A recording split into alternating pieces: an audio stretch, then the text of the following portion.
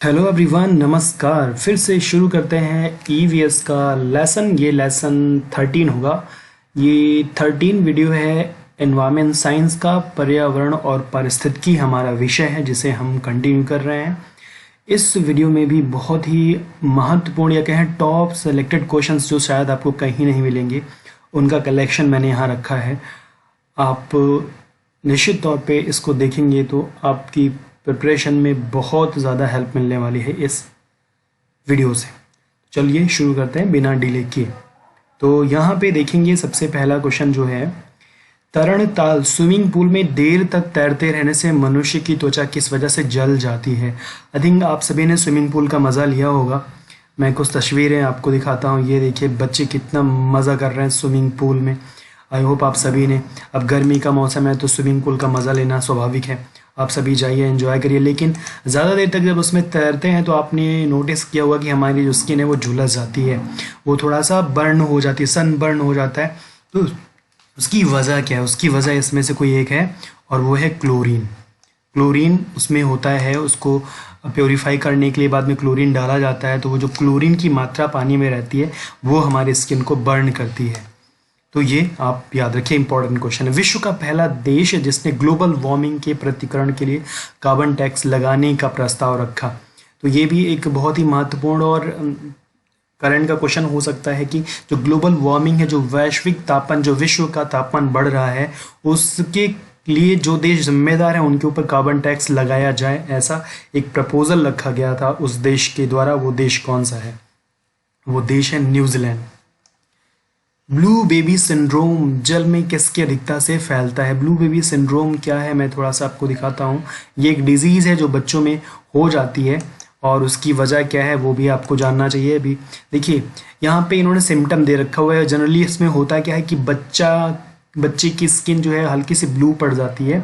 और क्या समस्या आती है? डिफ़िकल्टी इन ब्रीदिंग, सांस लेने में तकलीफ होती है, वोमिटिंग होती है, उल्टी होती है, डायरिया हो जाता है, और लिथार्जी और इंक्रीज्ड सैलिवेशन हो जाता है, ज़्यादा लार बनने लगती है, लॉस ऑफ कॉन्शियसनेस, और जो है उसकी मूर्छा से उसको आती है, मतलब कॉन्शियसनेस का लॉस होने लगता है। तो ये कुछ इसके सिम्टम हैं जो आपको पता होने चाहिए। ब्लू बेबी सिंड्रोम इन्फेंट जो होते हैं, नवजात शिशुओं में इसके होने के चांसेस ज़्यादा होते हैं।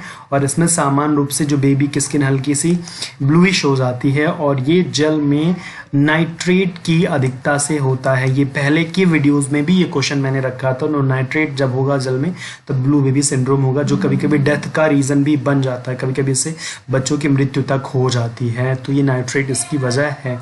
अगला है, पशुओं के संरक्षण एवं वन्य अपराधों को रोकने के लिए वाइल्ड लीक्स नामक वेबसाइट कब आरंभ की गई? देखिए वाइल्ड लीक्स एक बहुत ही बड़ी वेबसाइट है इंटरनेशनली। ये जो एनिमल ट्रैफिकिंग का जो केस होता है उसके लिए, जो जानवरों की जो है तस्करी करते हैं, जानवरों की तस्करी करने को रोकने के लिए ये एक वेबसाइट है वाइल्ड लीक्स करके। तो इस पे इन्होंने लिखा है wild leaks is not for profit collaborative project, मतलब एक नॉन प्रॉफिटेबल है और ये अर्थ लीग इंटरनेशनल के द्वारा इसे फाउंड और मैनेज किया जाता है। तो इसमें होता क्या है, ये जो है, जो यहाँ देखिए, is to receive and evaluate anonymous information and tips regarding environmental crime including corruption and other associates crimes and transform them into concrete actions. जो भी पर्यावरणीय क्राइम होते हैं एनवायरमेंट को लेकर के, और जो जानवरों की तस्करी की जाती है, अवैध तरीके से जानवरों को बेचा जाता है, हाथी दांत वगैरह, तो उन चीज़ों को टैकल करने के लिए, उन चीज़ों को जो है ख़त्म करने के लिए, उन चीज़ों के खिलाफ प्रोसिक्यूशन करने के लिए ये इस वेबसाइट का जो है फॉर्मेशन किया गया है। यहाँ देखेंगे लिखा हुआ है कि our first priority is to facilitate the identification, arrest and prosecution of criminals, traffickers, businessman and corrupt governmental officials. तो जो भी जो है जानवरों की तस्करी करते हैं, जानवरों के अंगों की तस्करी करते हैं, उन्हें प्रोसिक्यूशन तक ले जाना, उन्हें अरेस्ट करना और उन्हें सज़ा दिलाना, ये वेबसाइट का काम है। तो बहुत ही महत्वपूर्ण वेबसाइट है वाइल्ड लीक्स। विकीलीक्स के बारे में तो आप जानते होंगे आई थिंक, लेकिन ये वाइल्ड लीक्स है। तो इसके बारे में पूछा गया था कि ये क्या पूछा गया है कि हाँ, इससे फाउंड कब किया गया था? तो ये है 6 फरवरी 2000 14, ये 6 फरवरी 2014 को हुआ था, तो इसको याद रखिए, काफ़ी इंपॉर्टेंट है। संयुक्त राष्ट्र महासभा ने किस समयावधि को संयुक्त राष्ट्र जैव विविधता दशक, संयुक्त राष्ट्र बायोडाइवर्सिटी डिकेड मनाने की घोषणा की है, तो वो कौन सा डिकेड है, वो कौन सा दशक है, वो आपको बताना है। तो ये भी एक इम्पॉर्टेंट है, और अभी चूंकि दशक का क्वेश्चन है तो ये हमेशा पूछा जाता रहेगा। तो इसका सही आंसर है 2011 टू 2020, 11 से 20 तक का जो दशक है, इसे संयुक्त राष्ट्र जैव विविधता दशक मनाया जाने की घोषणा संयुक्त राष्ट्र महासभा के द्वारा की गई है। निम्नलिखित में से किसे वॉशिंगटन कन्वेंशन कहते हैं? Washington convention, very very important question. WWF, IUCN, city sites या GSI, तो इनमें से कोई एक है जिसे वॉशिंगटन कन्वेंशन भी कहते हैं। आइए थोड़ा सा इसको ब्रीफ करते हुए हम आपको एक इन्फॉर्मेशन देते हैं, जो इसका आंसर है उसके बारे में थोड़ा सा आप जान लीजिए कि ये है क्या। ठीक है, तो ये है साइट्स, CITES। इसका मतलब क्या है? The convention on international trade in endangered species of wild fauna and flora. तो यहाँ तक मेन है, यही इसका फुल फॉर्म है, convention on international trade in endangered species of wild.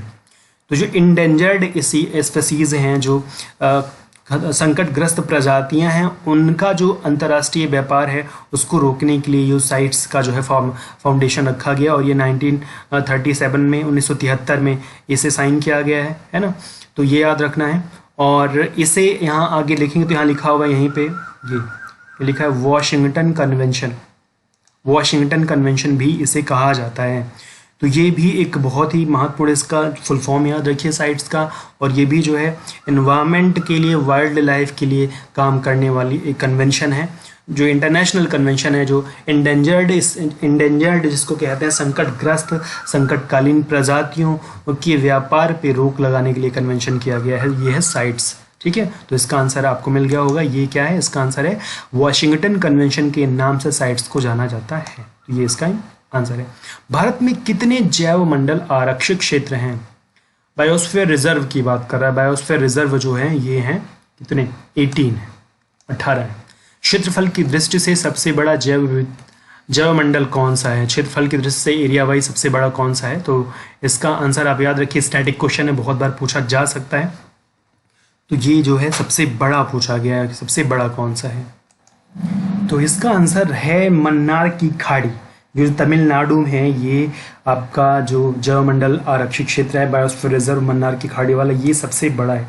अगर आपसे पूछे कि सबसे छोटा कौन सा है, तो सबसे छोटा जो है वो डिब्रू सैखोवा है। डिब्रू सैखोवा आप नोट कर सकते हैं, उसको आप याद रख सकते हैं। सबसे बड़ा आपको बता दिया मैंने कि ये है मन्नार की खाड़ी बायोस्फीयर रिजर्व, और ये तमिलनाडु में है। लेकिन जो डिब्रू सैखोवा मैंने बताया, ये कहाँ? ये असम में है। असम का डिब्रू सैखोवा सबसे छोटा है, और सबसे बड़ा आपको बताया गया मन्नार की खाड़ी। और सबसे पहला अगर जैव मंडल आरक्षित क्षेत्र पूछता है तो फर्स्ट था नीलगिरी।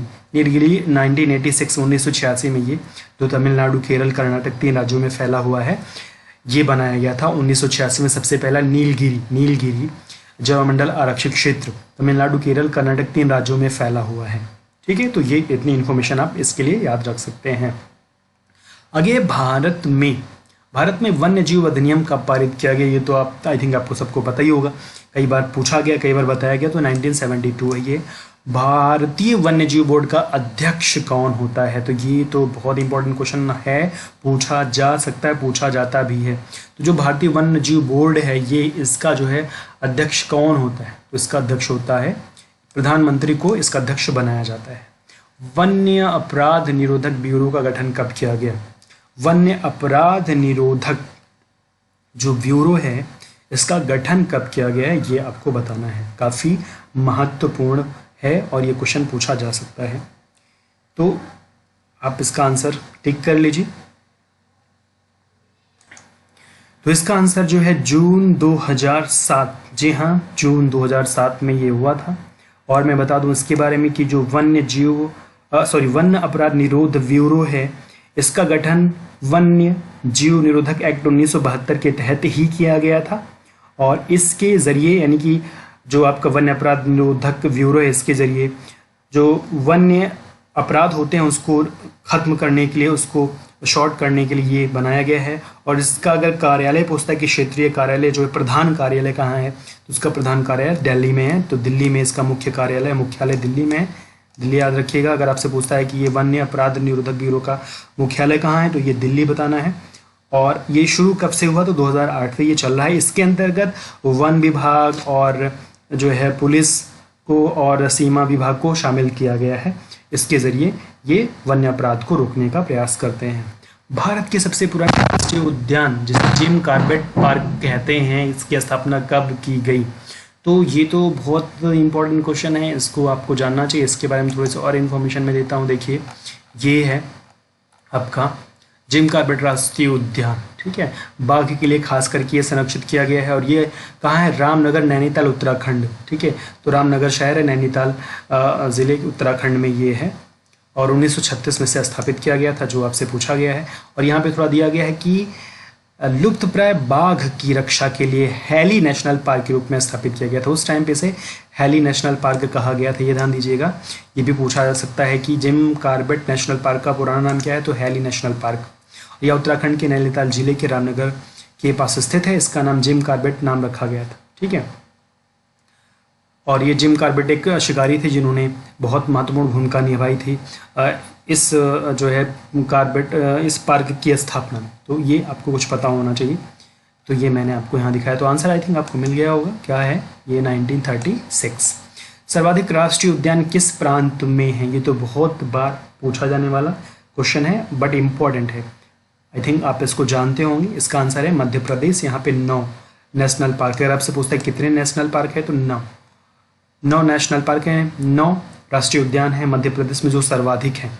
अगर केंद्र शासित प्रदेश की बात पूछेगा, तो वो जो आपका अंडमान निकोबार द्वीप समूह है, अंडमान निकोबार द्वीप समूह में भी 9 हैं। लेकिन यहाँ प्रांत पूछा है, राज्य पूछा है, तो यहाँ पे मध्य प्रदेश होगा। विश्व मौसम विज्ञान दिवस कब मनाया जाता है, तो भैया ये भी इंपॉर्टेंट है। मौसम विज्ञान दिवस पूछा है, ना कि विज्ञान दिवस, मौसम विज्ञान दिवस। तो दिवस तो पूछे जाने वाले इंपॉर्टेंट होते हैं। तो इसका आंसर है 23 मार्च। 7 अप्रैल को विश्व स्वास्थ्य दिवस मनाया जाता है। और 31 मई को विश्व तंबाकू निषेध दिवस मनाया जाता है। 11 जुलाई को आप जानते हैं क्या मनाया जाता है, विश्व जनसंख्या दिवस। तो इनमें से ये आपका सही आंसर है। राष्ट्रीय विज्ञान दिवस कब मनाया जाता है, तो ये भी इंपॉर्टेंट है। राष्ट्रीय विज्ञान दिवस, नेशनल साइंस डे, ये आपका है। तो ये आपका आंसर है 28 फरवरी। क्या है, 28 फरवरी। भारत के किस राज्य को टाइगर स्टेट कहते हैं, टाइगर स्टेट कहते हैं, काफ़ी महत्वपूर्ण है। तो अब लगाइए, इनमें से कोई एक है। तो टाइगर स्टेट कहते हैं मध्य प्रदेश को, मध्य प्रदेश को tiger state. Tiger man of India, काफ़ी महत्वपूर्ण क्वेश्चन है। टाइगर मैन ऑफ इंडिया के नाम से किसे जाना जाता है, टाइगर मैन ऑफ इंडिया के नाम से किसे जाना जाता है, कैलाश सांकला, कैलाश सत्यार्थी, सौरव गांगुली या विलियम एक्लॉक। तो इसका आंसर है कैलाश सांकला। कैलाश सांकला को टाइगर मैन ऑफ इंडिया के नाम से जाना जाता है। तो इस वीडियो में इतना ही। ऐसे ही बहुत ही महत्वपूर्ण प्रश्नों का कलेक्शन मैं लेके आता रहूँगा। बस आपसे थोड़ी सी गुजारिश रहती है कि वीडियो को देखने के बाद लाइक ज़रूर कर दिया करिए, और चैनल पर नए हो तो सब्सक्राइब भी कर लिया करिए, ताकि वीडियोज़ ऑटोमेटिक आपको पहुँचते रहें। और शेयर करेंगे तो बाकी और लोग भी इसका बेनिफिट ले पाएंगे। Thank you. जय हिंद, वंदे मातरम।